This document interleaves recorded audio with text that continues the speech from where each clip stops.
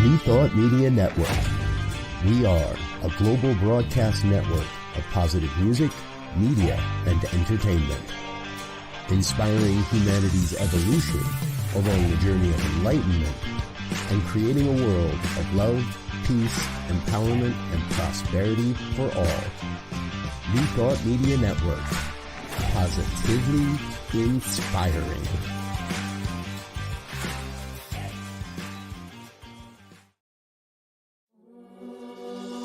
Free my mind, open my heart with the whispers of truth. To live a conscious life, to live a conscious life on the growing edge. On the growing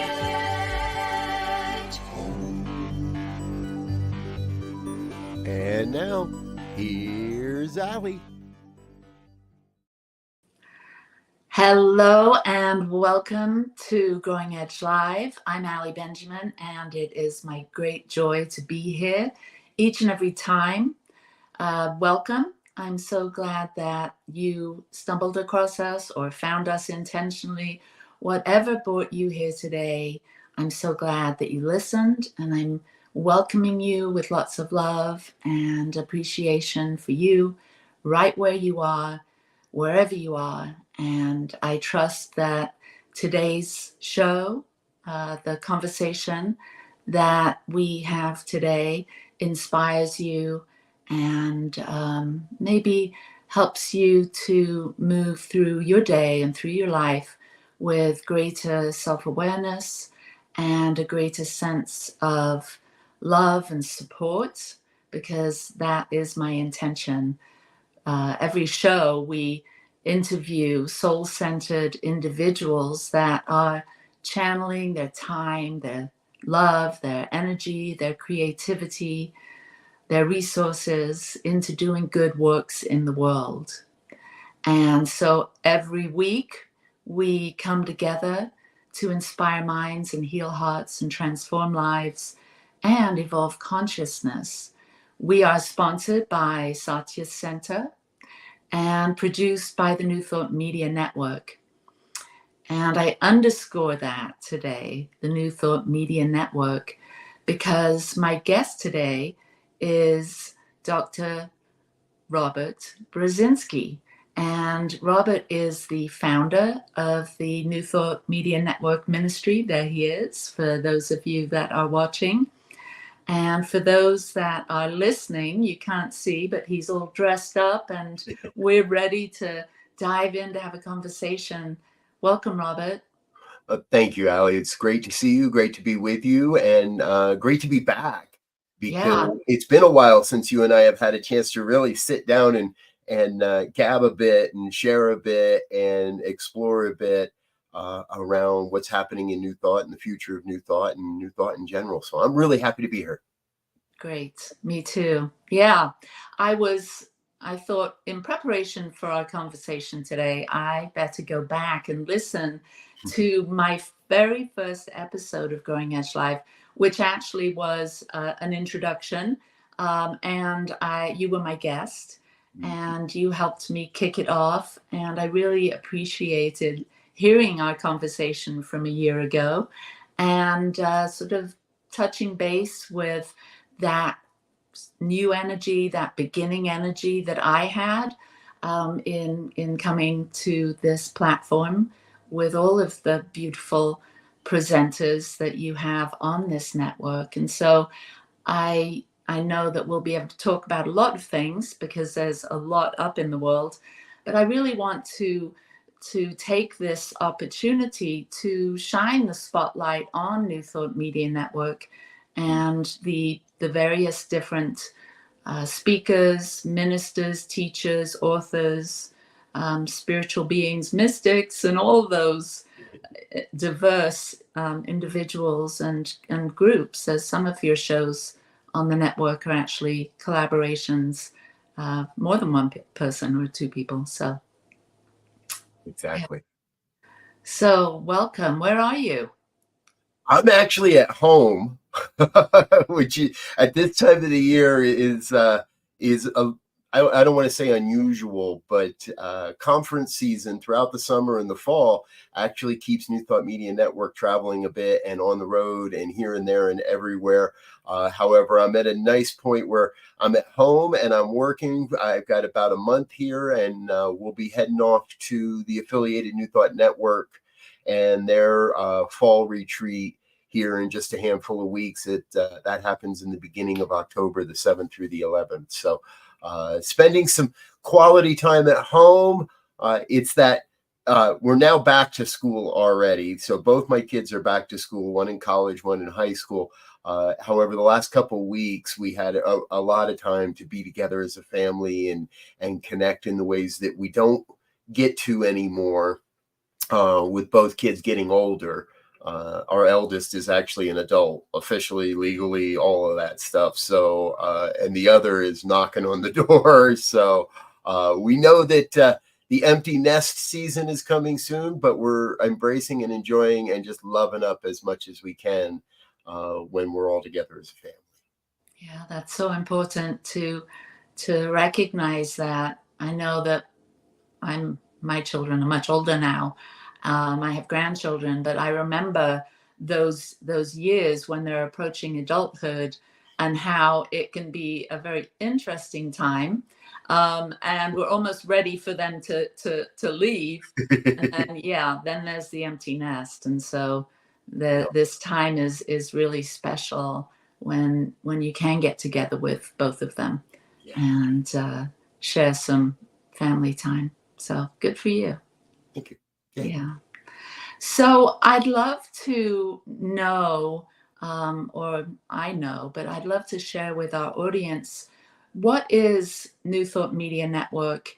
And I know that you're the founder. Can you share a little bit about the vision, the mission, the purpose of New Thought Media Network so we can get a clearer understanding of what exactly this is? Yes. I will absolutely share a bit more of the vision, the mission, the purpose. What exactly this is, that kind of changes from day to day or week to week, depending on what's happening, not only in our world, but in the network. However, the original guiding mission, vision, purpose type statements we shared in the beginning of the program, actually in the intro reel. We are a global broadcast network of positive music, media, and entertainment. We inspire humanity's evolution along the journey of enlightenment, and we are creating a world of love, peace, empowerment, and prosperity for all. And it's an awful long sentence and statement, and there's a number of my colleagues and others in the world that say, it's got to be short and quick and something you can remember more than something I can remember. However, I think that after 4.5 years now, almost 4.5 years, that I can recite that by rote memory. I know others in my organization, in this organization, can recite that by memory. And I believe that by sharing that at the beginning of every program we do, we're planting that seed in the consciousness of humanity, of those that are exposed to our programming, that's what we're about. We're creating a world of love, peace, empowerment, and prosperity for all. We just happen to be doing it through the media aspect of life. And what I love about what I get to do is we get to support those that are doing the same thing, but through a different form, through a different experience, that perhaps use some media, but their primary way of expressing all this is a little bit different than what we do here at the network. So all things media, all the time. Beautiful. So you have a network of individuals that are presenting, that have shows. And I'd love to kind of touch a little bit on the kind of shows that are on this platform. And maybe even if you have any interesting little stories about how you came across people. Like maybe there's some newer people that I'm not aware of yet, or maybe some of your very foundational people that joined the network early on 4.5 years ago. So can you share a little bit about the diversity, the types of shows, and maybe some of the interesting people, personalities that are offering shows and their topics? Absolutely. Yes. And I don't want to make it sound like it's a revolving door around here because it really isn't. However, there have been some folks that have come on and done a show, and it really struck a chord, and it gave them joy and brought them joy, and they've been with us the whole time. There's others that have come on and done a few months and realized that no, this isn't really my thing, and drift off to do other aspects of the work of sharing new thought. I want to say I love. I'm going to start with your program because I love your program. I do watch it, not always live on Mondays, but I do watch it every week, and I remember that you and I actually bounced around on the far edges of some similar circles for quite a while. I was aware of you for a long time before we actually met each other. And then once we met each other and your beloved Michael, I was just like, oh, these two, they are amazing. And almost immediately I was like, Allie'd be great. I want Allie on the network. Allie would be great. But I've also learned that if I chase people down, if I pursue people and try to convince them that this is a good idea for them and their ministry, it doesn't always work as well. And I know I planted a few seeds and we chatted a couple of times, and then the opportunity came around to really get this program going.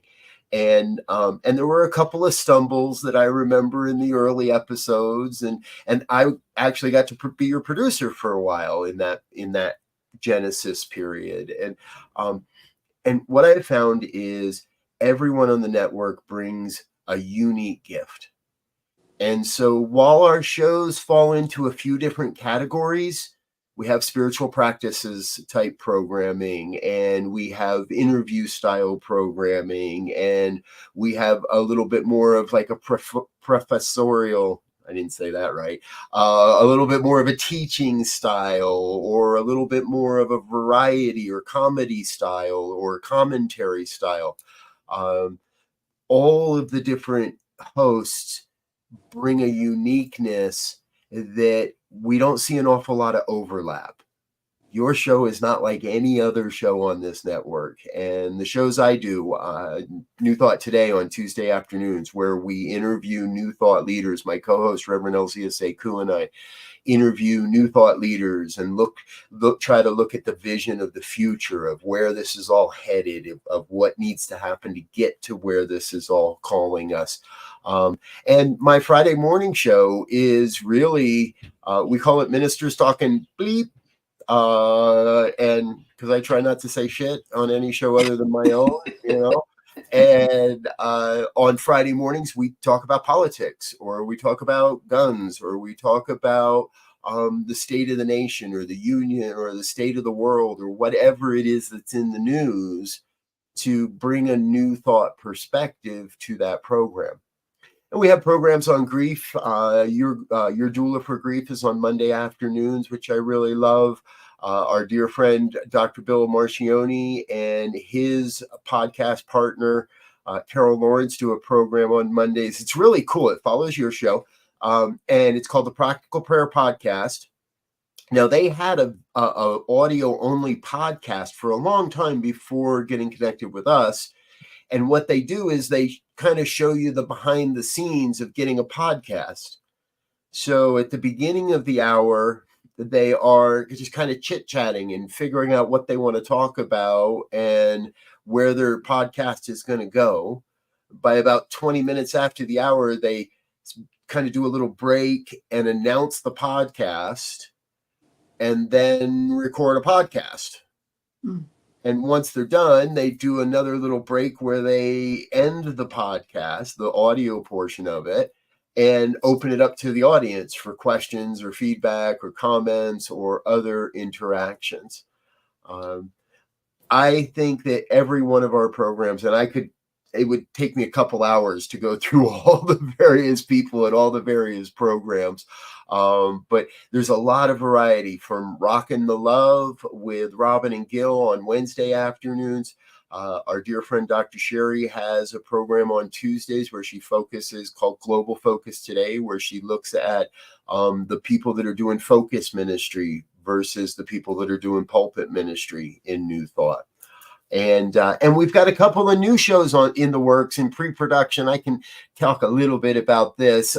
Sarah Nichols, Reverend Sarah Nichols, has got a program coming later this fall, actually premiering in just a couple of weeks, where she is very politically active in the world and in New Thought movement. And this isn't necessarily a show about politics as much as it is a show about how New Thought is influencing and can influence not only our political process, but the processes of social action and social activity, and being conscious of what's happening outside of the church circles, as it were.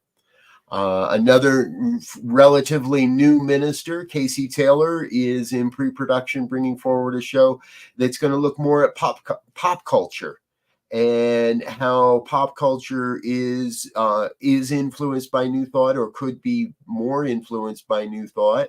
All right, I'm going to admit it. I'm over double nickel. I'm over 55.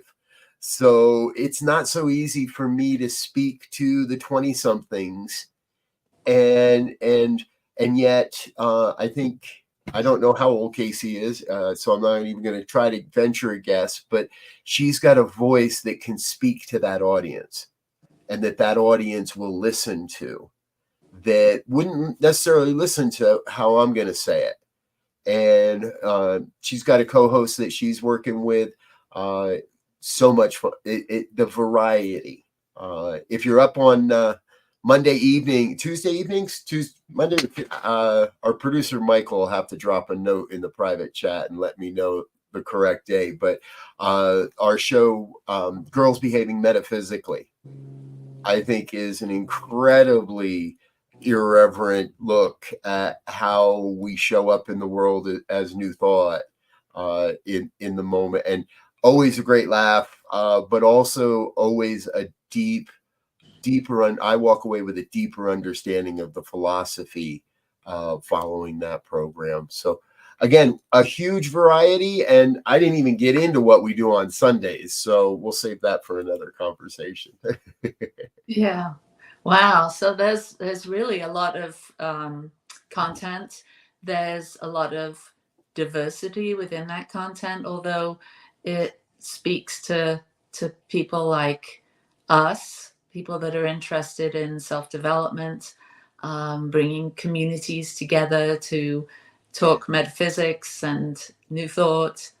So yeah. So Yeah. at 4.5 years you've been doing this.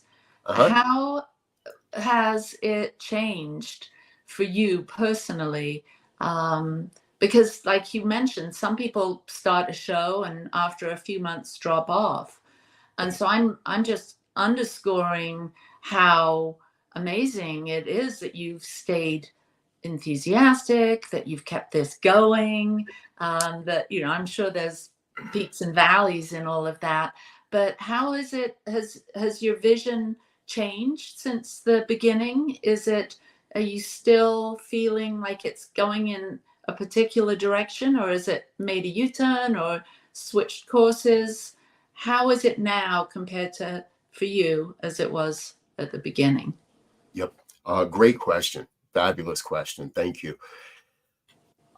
New Thought Media Network started as a reaction. There's no other way to say it. I was reacting to the experiences of of the world. So if we backpedal 4.5 years, that puts us in March of 2020. And we don't need to go down the road of all that was going on. But what I know is that there was a vision within me. I had no clue how to really express it.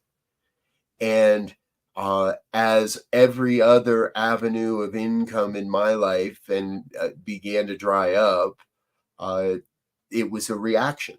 And what we did is we started with prayer. Not even we, I, I started with prayer and turned on our broadcast platform here and began our morning prayers, 8:15 a.m. and 8:15 p.m. And I remember my wife saying, "Why 8:15?" I'm like, because that way I don't have to get up till 8. And it's unique. Everybody else is going to be at 8 o'clock. Why not be a little different? And so we picked 8:15, and that meant that I could sleep in an extra 15 minutes in the morning. And it really just stuck. But at first, it was survival. It was the not knowingness of what's going on, the broad and expansive questions that I saw everywhere. And the only way we really had to communicate with each other and with other people was through the internet. We had gratefully, we had the internet to be able to connect with folks. And so we started with prayer, and that started the connection. Now, after a few months, I also realized it was really unsustainable for me to do this alone. And I enlisted a couple of really, really great friends to support the prayer broadcasts. Concurrently, at the same time, because I had so much time on my hands, and it was easy to start creating things, and I had just finished a 30-day vision quest, where for 30 days I sat with the visioning process, and just me and just the basic 5 questions of the life visioning process. And part of what it had emerged and part of what was always there are actually things that we're now doing today. Mm. Now, in 2020, I really didn't foresee that we would be spending weeks at a time producing live streams and video recordings of various conferences and various retreats and various New Thought organizations. I didn't foresee that we would be doing some of the things that we're doing that I'm not ready to announce yet. So, but there's some things happening in the background that I didn't foresee. But if I go back to those visioning notes, I can see the seeds were there. I just didn't recognize them then, or I didn't want to believe them at that time in some ways. So one show leads to another, one foot in front of the other. And I had the idea for a number of different programs in my mind. For years, I've been saying, I want there to be the good news. Like at 6 o'clock when we do the news, when it's over, there would be a half hour of somebody coming on and saying, okay, and now it's time for the good news. And we could do some good news in the world. And in the early days of New Thought Media Network, that was an audio only. I launched that and as an audio only podcast. That transitioned into a video podcast a couple years back now. And that program airs here on the networks 5 o'clock on Friday evenings. And what used to be my program, now I have 3 different co-hosts, 3 different folks that are willing to come on and sub for me once in a while. So it's becoming less my show and less our show. And our producer today, thank you, Reverend Michael Mangus. He's our producer today, but he's also one of these hosts on the Good News. And we have a basic format, but myself, Reverend Michael, Reverend Barbara Jean, who's got a couple of programs here on the network as well, one on Wednesdays with some cohorts and one on Fridays by herself. Check out the Joy Show on Fridays, folks. Reverend Barbara Jean's one of our hosts. My beloved Lara, my wife, has stepped in and really enjoys doing the program as well. So now we have a team of people that is taking over that program. And that, I believe, points to the most important part of all of this. We are building an organization based on the concepts, whether everybody knows it or not, of transformative leadership. That we each, and I get to model that I get to support the people in my I don't want to say this organization in what they need to transform their lives, to take that next step, to actually say, yes, I'll sit in front of a camera for an hour every week, or yes, I'll do this that I've never done before. And through that, I see everyone growing. And I see everyone expanding their voice, their ministry, their reach in the world. So in a lot of ways, we're modeling the concept of moving from me to we. It's not my network. It's not my ministry. It's our ministry. And it's not just me doing the work for me so that I have more money, or so that I have a greater relationship, or so that my job feels easier, because sometimes it doesn't. But it's that sense of we are in this together. And truthfully, when I do hit those dark nights, when I do lie awake going, how are we going to get this to happen? Or where's the money coming from? How am I going to get where we've contracted to be, or whatever it is? It's that reminder that we are in this. And we had a great experience of that recently, where I was kind of getting behind woefully on a project, and was able to reach out to a couple of people on the team and say, I need help desperately. And they jumped in, and the project was completed earlier than I would have been, earlier than I would have been able to do it. And our client is much happier because we were able to deliver sooner than promised on that. Or sooner than I thought we would, the most recent promise. So again, it's a journey of leadership and transformative leadership, and it transforms me, but more importantly, it's transforming the we that is New Thought, that it starts with this organization, but moves out into those other greater organizations as well. Beautiful. Well, we're going to take a short break and then come back and deepen into this conversation. Yeah. Please help us say thank you to our organizational sponsors, including the Hefferland Foundation, Affiliated New Thought Network, International New Thought Alliance, Science of Mind Archives and Library Foundation, Center for Spiritual Living Denver, Center for Spiritual Living Midtown, New Thought Philadelphia, Planned Happiness Institute, Summit Center for Spiritual Living, One Heart Retreats, Center for Spiritual Living on the Lake, Unity Kitchener, Unity Spiritual Center Ottawa, Om Center for Spiritual Living, Satya Center, Begin Within Ministries, Center for Spiritual Living North Jersey, Unity of Savannah, and the Center for Spiritual Living Seattle, as well as all of our individual donors. Thank you for being part of the New Thought Media Network. Please like, share, and subscribe. New Thought Media Network, positively inspiring.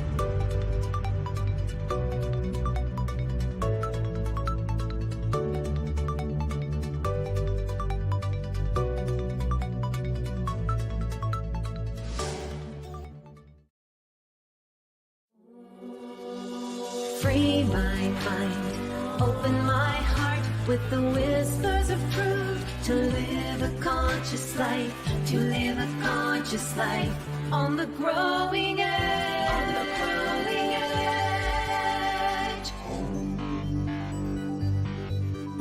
And now, here's Ali. We're back with Robert Brzezinski. And Robert, you were sharing a lot about New Thought Media Network and the various shows and guests. And I hear within your talking, your sharing all about this, that visioning really is key or core or fundamental. And you do a visioning each week, as a show, and offer this for people. And I imagine that constant practice of visioning keeps you really on the edge of your own evolution, on that green growing edge. And I just wanted to highlight that we can really use the visioning process to remain fresh and vibrant, and keeping our eyes open and our heart open to receive information, to tap into new possibilities that allow us to step into new chapters.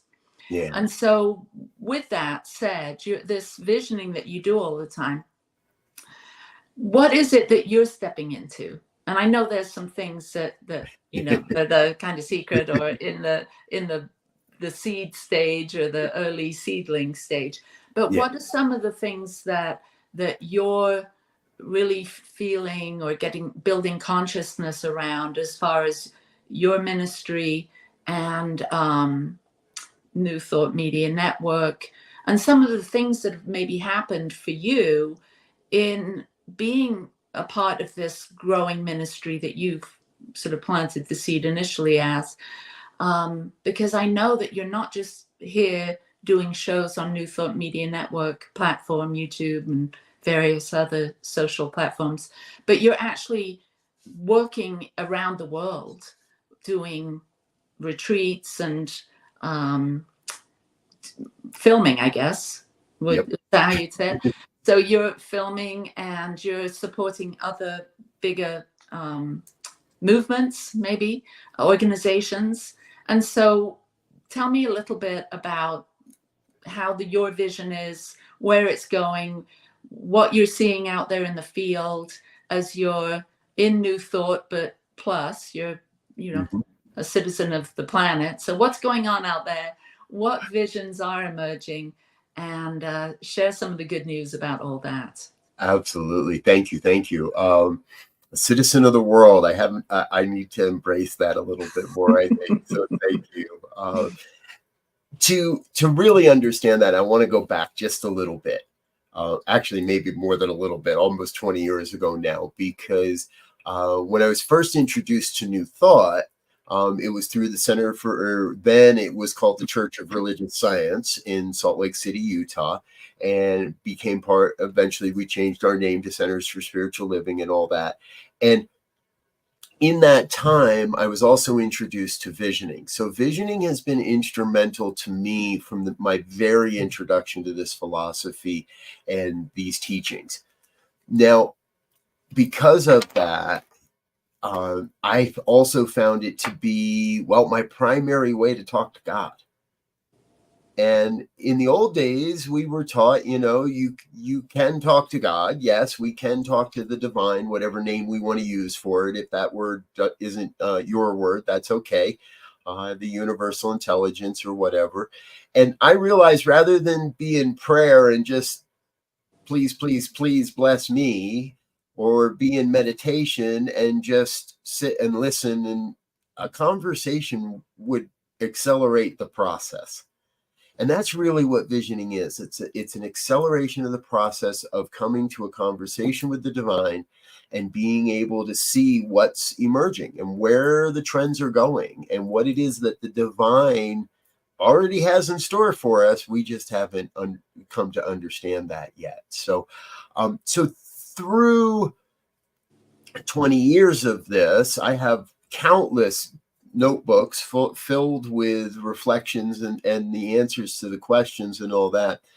And over the last few years, when as New Thought Media Network was kind of reinventing itself, I stumbled into the affiliated New Thought Network.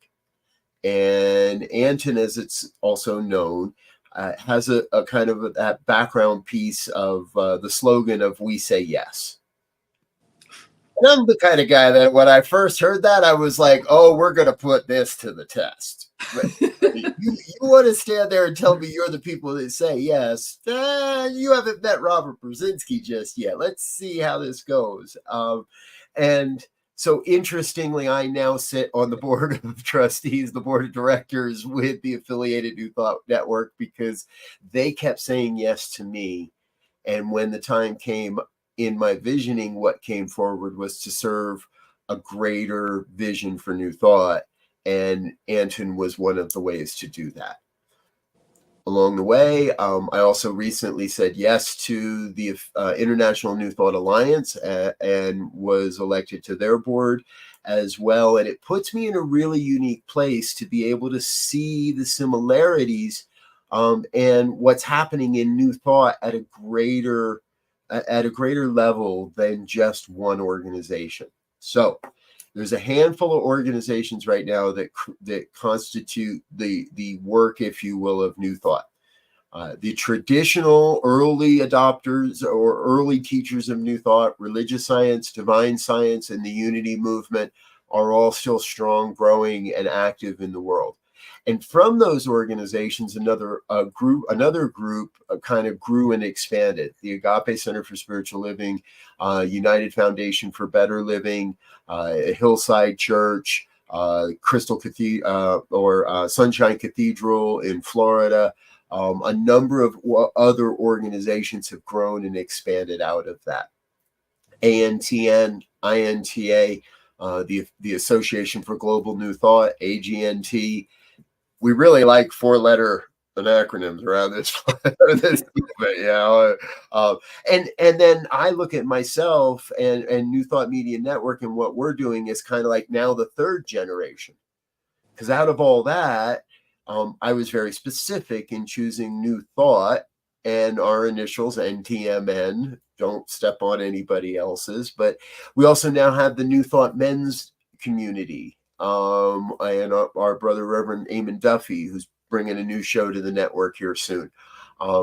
All these things are coalescing into a recognition that we are all teaching the same stuff.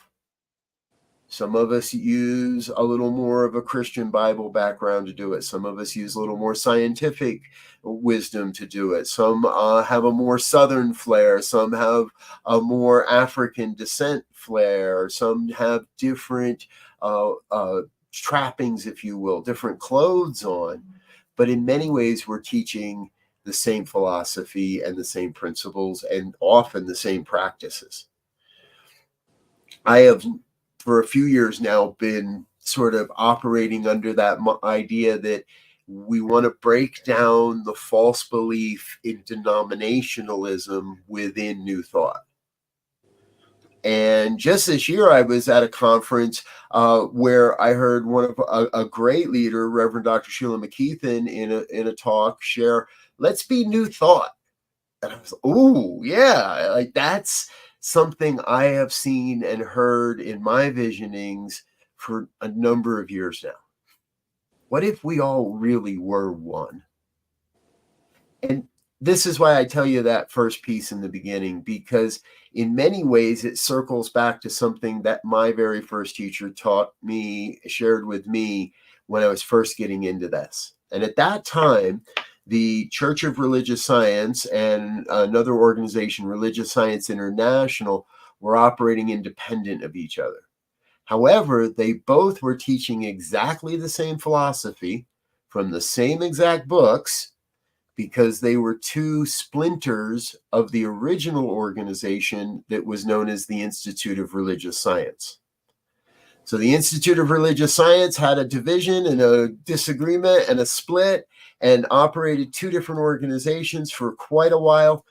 it was 2002 when that minister said to me, you know, I give it about 10 years, but at some point they've got to come back together.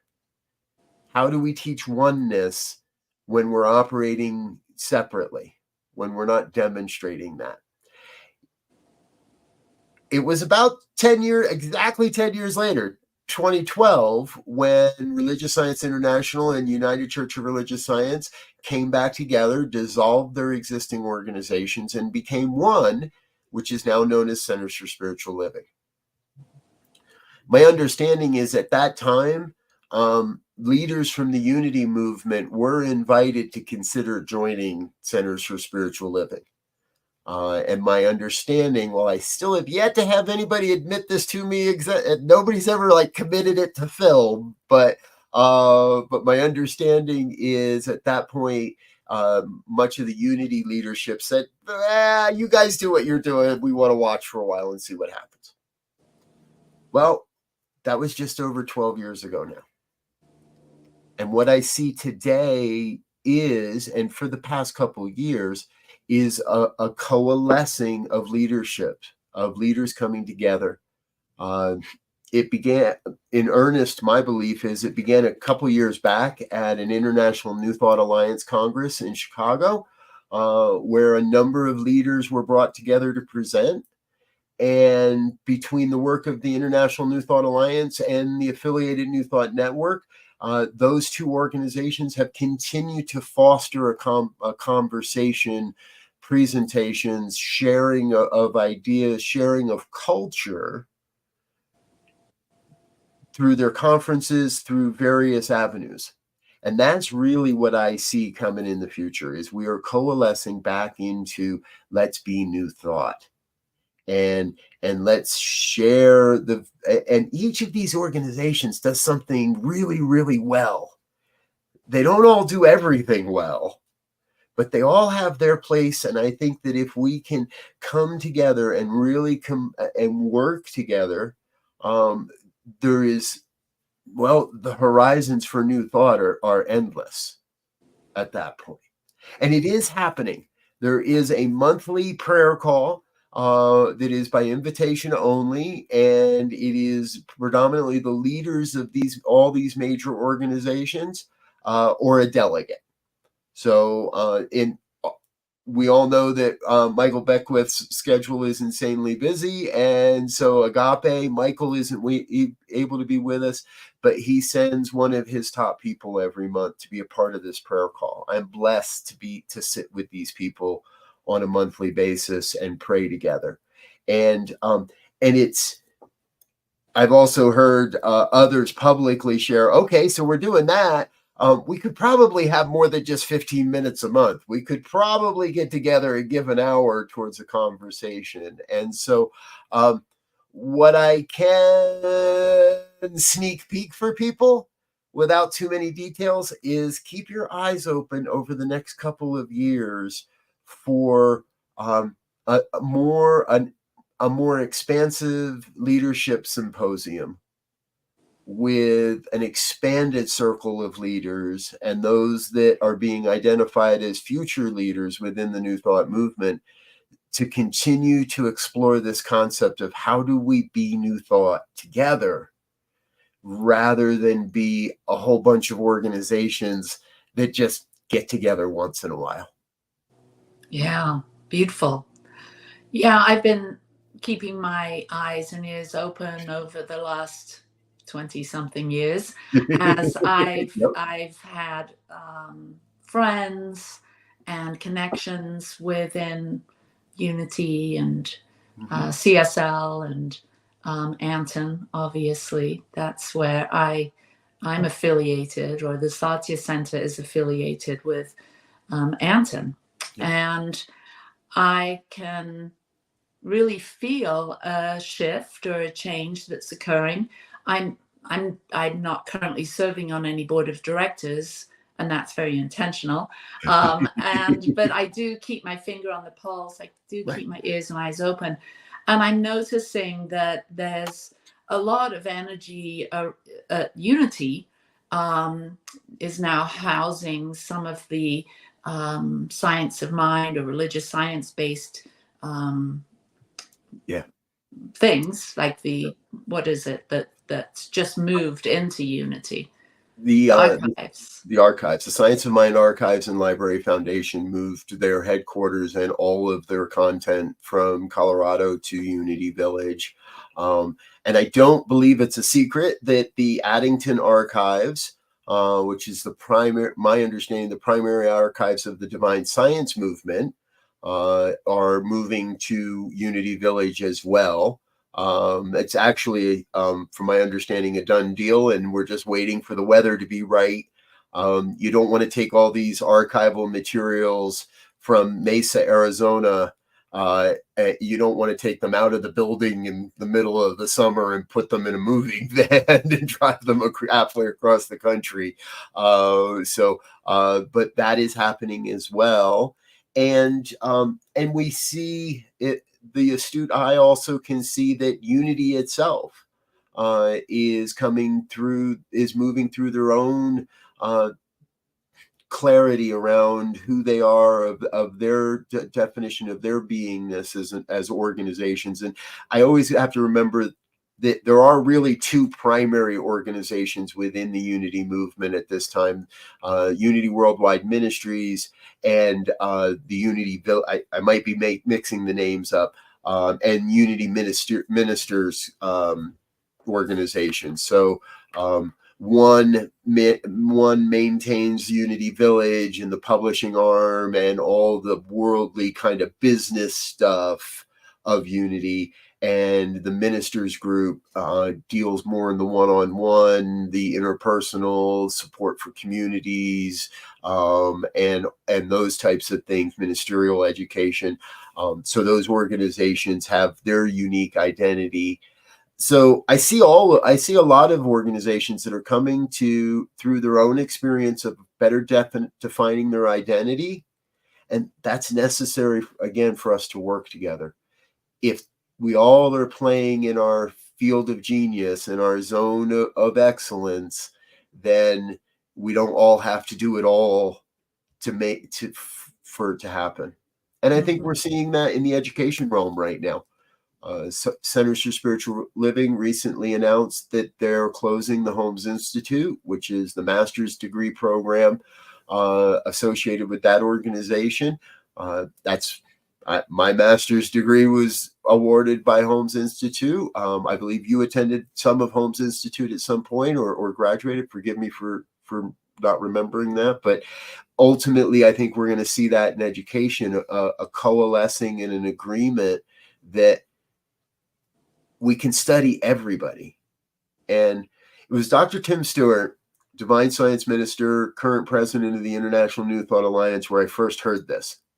He said, if you study one branch of New Thought, it's enough. You think it's all there is, it's great, it's amazing, and you don't feel you need to go anywhere else. But as soon as you're introduced to a different branch of New Thought, as soon as you're introduced to another of these organizations within the family tree, you realize there's so much more. And then you come to that greater realization of our oneness. So there's really no reason for us to be, no divine reason, at least, no ultimate universal reason for us to be acting independently when we can share resources, and together, I say it all the time, a rising tide lifts all boats, and the tide is rising for New Thought as a world religion. So envisioning this coming together as oneness, and now we're at the table, not literally, but many of the organizations are at a table discussing the future of New Thought and what that is. And what do you see as someone that's practicing visioning a lot, that's very involved in different arms or branches of New Thought? What do you see it actually becoming, let's say 10 years from now? Because you're talking about organizations coming together, you're talking about churches, spiritual centers. You're talking about individuals that are maybe authors or teachers that all consider themselves as somehow connected to this New Thought movement. What will it look like, or what do you perceive it might look like 10 years from now? Because in my little world, church for me at Satyas is no longer a brick and mortar. We're doing things online. We're using New Thought Media Network as one of our platforms. And so how do you see all of these different organizations, spiritual centers, individuals coming together and now as one, deepening into oneness? Yeah. How can we think of ourselves as this big global cosmic community? That's a great question, and truthfully one that I haven't given an awful lot of deep. I haven't gone too far out. A lot of everything's been consumed by the network in the last handful of years. However, as soon as you asked the question, in the back of my mind, what I heard was, we're the new Christianity for the coming millennia. Now, that's a loaded statement, and I don't know that I've ever said it before, but I don't want to equate the fact that we are becoming more Christian or that we are promoting a Christian message. I actually think we're growing beyond what almost everybody on the planet defines as Christianity. I think we're growing beyond that. 10 years, 50 years, 100 years, I do see us, the New Thought philosophy, with as much power, influence, and for good as the good that we can see in the Christian church, in the Jewish traditions, right, and in all of the Abrahamic religions and others. I see this coalescing where people are beginning. One of the things I like to talk about is in transformative leadership, we work on ourselves first. That gives us the baseline and the strength and the stability and the courage and the health and everything to work in the organizations that we serve or the organizations that we feel called to. And when those organizations are all starting to work similarly, that's how we actually change the world. So it's been said that the work of cultural change is a long and messy business. I want to let go of the messiness. But what I feel we're doing is we are changing the culture to a culture that recognizes our oneness. And so 10 years down the road, you're going to see a lot more leaders that are utilizing the practices and the principles that we teach rather than the traditional principles of leadership that we have today. We will, in corporations, we will see visionary leaders that are more focused on the we than the me. This is one of my personal pet peeves right now, is we have a tendency to define visionary leaders as people like Elon Musk and Jeff Bezos. And yes, they had to have a vision to accomplish what they have, but their vision has been, generally speaking, how do I get me? Because I personally believe that being a billionaire is a moral failure. I just heard a song at a conference recently that somebody used, and they used it and the song is, I want to be a effing billionaire. And I'm sitting there and I'm like, no, that is a moral failure.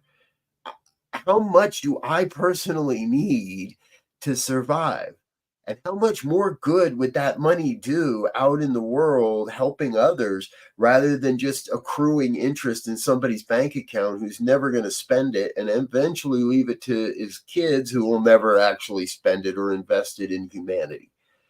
So this is, again, part of that shift we're shifting from the me to the we. And as more people find new thought, more people will awaken to that sense of, okay, so 500,000, that's good enough. A million a year, that's good enough. And start to take the excess, or what they create, what they build, and invest that into humanity, into humanity's evolution. Right? Remember, part of our statement in the beginning, inspiring humanity's evolution along the journey of enlightenment. We are all already enlightened when we awaken to that, when we say yes to that. We can close our eyes and go back to sleep, but we implore you not to. In that enlightenment, I want to inspire others. I want to inspire through myself that this sense of we-ness. We are in it together. The new thought philosophy can guide us and direct us, and it can awaken the planet. And to borrow the words of Sharif Abdullah, that's part of how we create a world that works for all. Beautiful. So what would you say, and we're coming to the end of our time together, so maybe we'll finish with this. What would you say to those that hear about new thought in this, maybe 10-year or 5-year or a year from now, greater vision as we come together and we're now more we than individuals. And there's someone that hears about it, likes, what's being presented as a faith, a philosophy, and a way of life, but says, I'm not into religion, and this somehow still feels religious, because I know that's kind of how I feel. Like when you said, oh, it's the new Christianity, on one ear was like, oh, that's interesting. The other was like, oh, the new Christianity, that sounds religious. And so what would you say to a younger person that maybe has never been aligned with any religion, but really can benefit from the learning about how the mind works, how to create a better reality for themselves, wants to be connected with community, but then kind of like, oh, not religion though. I don't know that I want to get involved in a religion. How would this sort of new thought movement attract or speak to that person that likes what the message is, wants to take responsibility for their own creation, their own life, but doesn't like the religious component? Yes. It takes a conversation. I wish we could just turn on a light switch. But to me, what I often share is that we are spiritual beings by our very nature. And we each would define spirituality differently. And that's good. And so I believe the only thing in our lives we should be religious about is our own spirituality. Beautiful. There's no religion of a person that just leads to division. There's really no religion of an ideology or a belief system. But if you are religious about your own spirituality, your own daily practice, living the principles as you see them, living the philosophy that you believe, again, I believe that's also part of how we create a world that works for all. So be religious about your own spirituality, not somebody else's. Beautiful. Thank you, Robert. This has been an enlightening conversation. I appreciate you and all the work that you've done to create this beautiful network, New Thought Media Network. And thanks for producing our show week after week. And it's been over a year now. Thank you. And thank you to Michael, our producer. He's always there behind the scenes. And thank you, everyone, for watching today. I hope you found this enlightening and inspiring. And I'll be back next week with the beautiful Reverend Michelle Wadley and her new book. Goodbye. Take care. Lots of love to you right where you are. Mwah. Bye-bye. Free my mind, open my heart with the whispers of truth. to live a conscious life, to live a conscious life on the growing edge. On the growing